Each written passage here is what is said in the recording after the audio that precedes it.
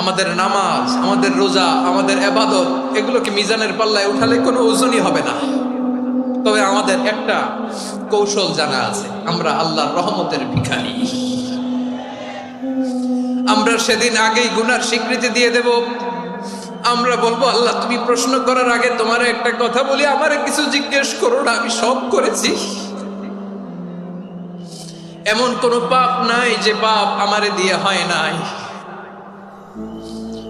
তোমার রহমত দিয়ে তুমি জান্নাতে পাঠাবা, তোমার দয়ায় জান্নাতে যেতে চাই, আমল দিয়ে না। পারবেন বলতে?